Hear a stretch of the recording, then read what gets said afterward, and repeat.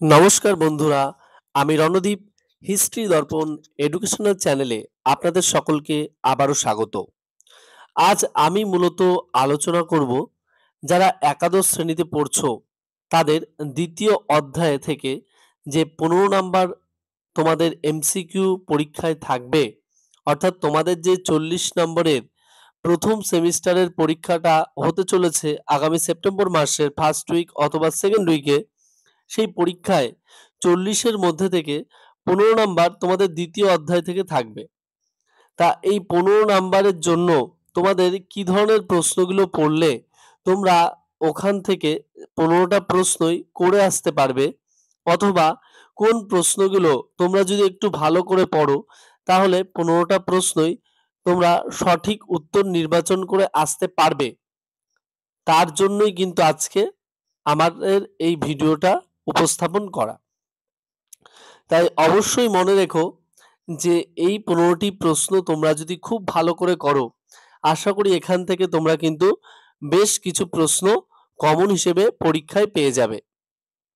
আর তোমাদের কিন্তু এবছরের জন্য, অর্থাৎ যারা এই 2025 সালের একাদশ শ্রেণীতে পড়ছো, তাদের কিন্তু যে এমসিকিউ টাইপ মক টেস্টটা যে হবে বা এমসিকিউ টাইপসের যে পরীক্ষাটা হবে প্রথম সেমিস্টারে, অবশ্যই তোমরা একটু ওএমআর শিটটা কিন্তু খুব ভালো করে দেখে নেবে এবং ওএমআর শিটে অ্যান্সারগুলো গোল করার আগে তাদের যে ইনস্ট্রাকশন দেয়া রয়েছে সেগুলো কিন্তু খুব ভালো করে পড়ে নেবে। আমি কিন্তু এই ওএমআর সংক্রান্ত একটা যে আপডেট দিয়েছে উচ্চশিক্ষা পর্ষদ থেকে, সেটা সম্পর্কে আমি কিন্তু জানিয়ে দিয়েছি। তোমরা অবশ্যই যারা সাবস্ক্রাইব করে রেখেছো তারা অবশ্যই দেখেছো, এমনকি আমি পোস্টও করেছি। তাই যারা যারা তোমরা নতুন আছো, এখনো সাবস্ক্রাইব করনি, অবশ্যই চ্যানেলটিকে সাবস্ক্রাইব করে নোটিফিকেশন অন করে রাখো ইতিহাসের যাবতীয় তথ্য সম্পর্কে জানার জন্য এবং একাদশ দ্বাদশ শ্রেণীর ইতিহাসের সঠিক এবং যে প্রশ্নগুলো পরীক্ষায় আসবে সেই ধরনের সাজেশনের জন্য। তা আমি আজকে তোমাদের আলোচনা করি যে একাদশ শ্রেণীর যে দ্বিতীয় অধ্যায় তোমাদের যে পরীক্ষাটায় 15 নাম্বার থাকবে সেখান থেকে কি ধরনের প্রশ্ন আসবে। দেখো, প্রথম যে প্রশ্নটা রয়েছে, জন্মসূত্রে কৃতদাসদের কি বলা হতো? দেখো, option A Libertas, option B verni, option C Romulus, option D কোনোটিই নয়। দেখো, এক্ষেত্রে কিন্তু আমরা যদি একটু ভালো করে পড়ি তাহলে কিন্তু আমরা খুব সহজেই এই উত্তরগুলো করে আসতে পারবো।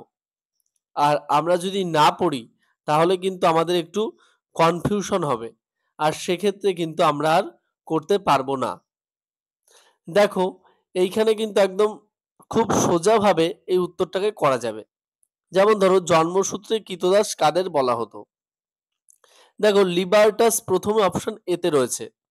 আমরা যদি দেখি যে মুক্তিপ্রাপ্ত কৃতদাসদের কিন্তু লিবার্টাস বলা হতো, তাহলে আমরা যদি ওই উত্তরটা জানি অবশ্যই তাহলে আমাদের কিন্তু এই উত্তরটা করার ক্ষেত্রে আমরা একটা এক্সট্রা অ্যাডভান্টেজ পেয়ে যাব।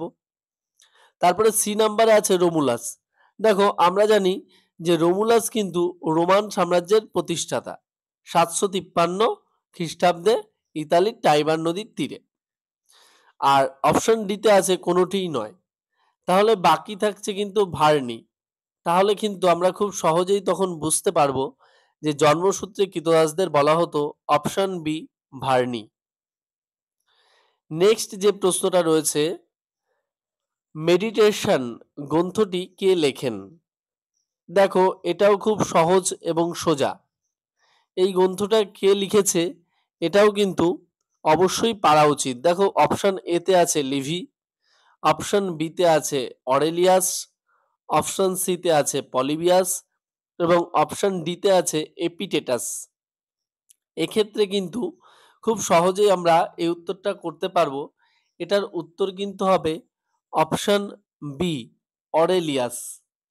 তা আমাদের কিন্তু খুব সতর্কভাবে এই প্রশ্নের উত্তরগুলো কিন্তু করতে হবে, এটা কিন্তু মাথায় রাখবে সবাই।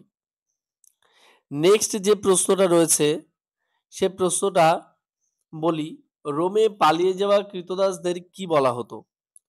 ভেরি ভেরি ইম্পর্টেন্ট প্রশ্ন এটা।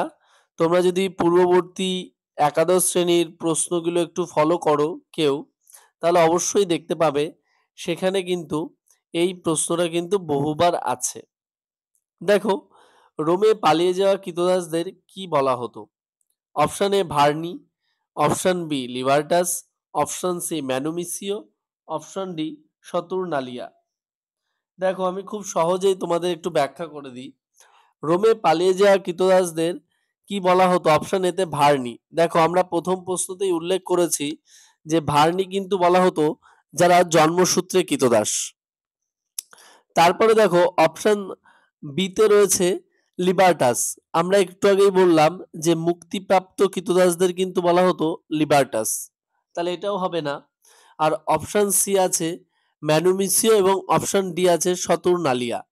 দেখো, রোমে পালিয়ে যাওয়া কৃতদাসদের কিন্তু ম্যানুমিসিও বলা হতো, এটা কিন্তু অপশন সি নাম্বারে অপশনটা হবে। আর অপশন ডিতে আছে সতুরনালিয়া।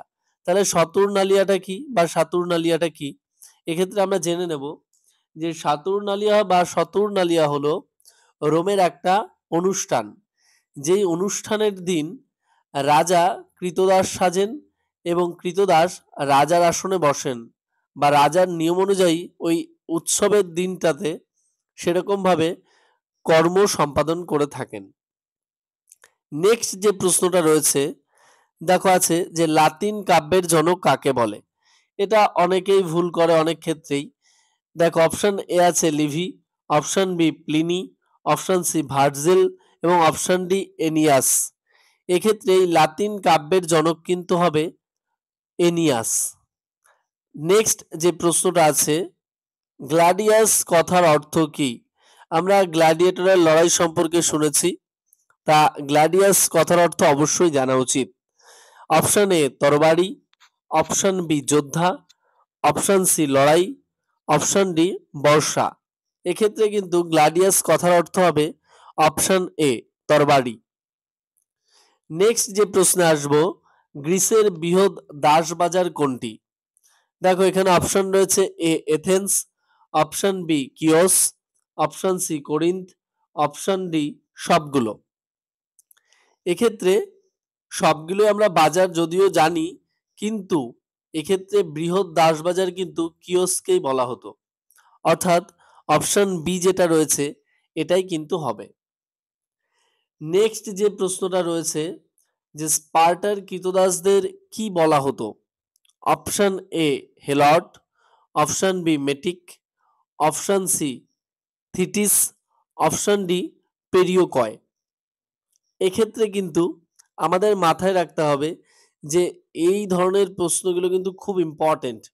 কারণ যেমন স্পার্টার কৃতদাসদের কি বলা হতো, একাধারে কিন্তু এথেন্সের কৃতদাসদের কি বলা হতো, স্পার্টার পরিষদকে কি বলা হতো, স্পার্টার সমিতিকে কি বলা হতো, ঠিক একইভাবে এথেন্সের সমিতি, এথেন্সের পরিষদ, এগুলোকে কি বলা হতো, অথবা এথেন্সে বিদেশিদের কি নামে পরিচিত ছিল, এই বিষয়গুলো স্পার্টায় কৃতদাসদের কিন্তু বলা হতো হেলট। এই বিষয়টা কিন্তু মাথায় রাখতে হবে। নেক্সট যে প্রশ্নটা আলোচনা করতে হয় সেটি হলো কনস্ট্যান্টিনোপলের বর্তমান নাম কি? এক্ষেত্রেও কিন্তু চারটে অপশন দেওয়া রয়েছে। Option A Rome, option B Venice, option C Istanbul, option D Pisa. এক্ষেত্রে কিন্তু অপশন সি ইস্তাম্বুল হবে। নেক্সট যে প্রশ্নটা আছে মোস্ট ইম্পর্টেন্ট, রোমান সমাজের প্রকৃতি কেমন ছিল? এটা কিন্তু মোস্ট ইম্পর্টেন্ট প্রশ্ন। অপশন এ পিতৃতান্ত্রিক, অপশন বি মাতৃতান্ত্রিক, অপশন সি নিরপেক্ষ, অপশন ডি প্রগতিশীল। এক্ষেত্রে কিন্তু অপশন এ পিতৃতান্ত্রিক হবে, কারণ রোমান সমাজ ছিল সম্পূর্ণ পিতৃতান্ত্রিক। নেক্সট যে প্রশ্নটা আলোচনা করতেই হয়, রোম নগর প্রতিষ্ঠিত হয়েছিল কবে? Option A 752, option B 754, option C 753 এবং অপশন ডি 755। রোমনগর প্রতিষ্ঠিত হয়েছিল 753 খ্রিস্টাব্দে, আর এটি প্রতিষ্ঠা করেছিলেন রোমুলাস ইতালির টাইবার নদীর তীরে। নেক্সট ইম্পর্টেন্ট প্রশ্নটি হলো, আমি এলাম, দেখলাম এবং জয় করলাম উক্তিটি কার? এই উক্তিটি কিন্তু জুলিয়াস সিজারের, যদিও এখানে অপশন দেওয়া ছিল option A Romulus, option B Julius Caesar, option C Augustus Caesar, option D Constantine. এক্ষেত্রে কিন্তু অপশন বি জুলিয়াস সিজার। এ প্রসঙ্গে বলে রাখি, যদিও আমাদের জুলাই মাস শেষের পথে, এই জুলিয়াস সিজারের নাম থেকেই কিন্তু এই জুলাই মাসের নামকরণ।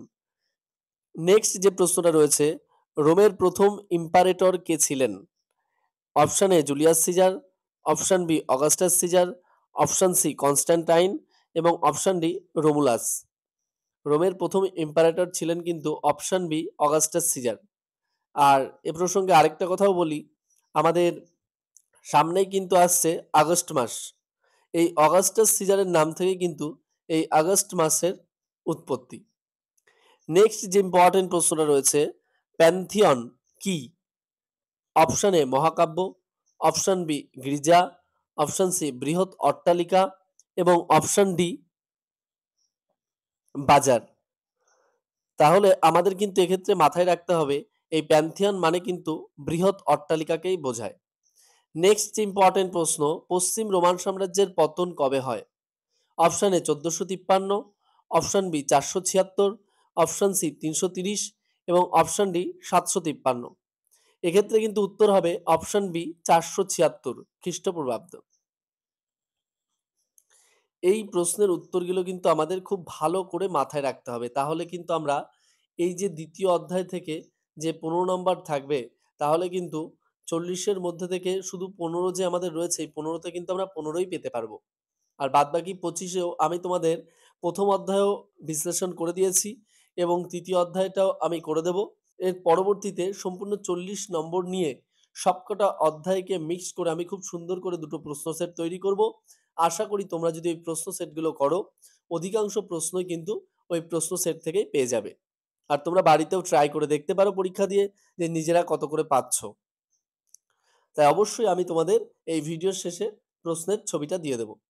নেক্সট যে প্রশ্নটা রয়েছে, তোমাদের যে অ্যাসারশন এবং রিজন যে প্রশ্নগুলো থাকে বিবৃতিমূলক, সে থেকেও আমরা একটা প্রশ্ন নিয়েছি। অপশনে রোমের আইনসভার উচ্চকক্ষ হলো সিনেট, আর রিজন রোমের সিনেটের সদস্য নির্বাচিত হতে পারত কেবল ক্রীতদাসরা। অপশনে এ ঠিক আর ভুল, অপশন বি দুটোই ঠিক, অপশন সি দুটোই ভুল এবং অপশন ডি এ ভুল আর ঠিক। এক্ষেত্রে কিন্তু অপশন এটাই হবে, কারণ এটা কিন্তু সম্পূর্ণ ঠিক আর আরটা কিন্তু সম্পূর্ণ ভুল। কেননা রোমের সিনেটের সদস্য নির্বাচিত হতে পারত কেবল ক্রীতদাসরা, এটা কিন্তু সম্পূর্ণ ভুল। আর আমরা জানি যে রোমের আইনসভার উচ্চকক্ষার নাম কিন্তু সিনেট।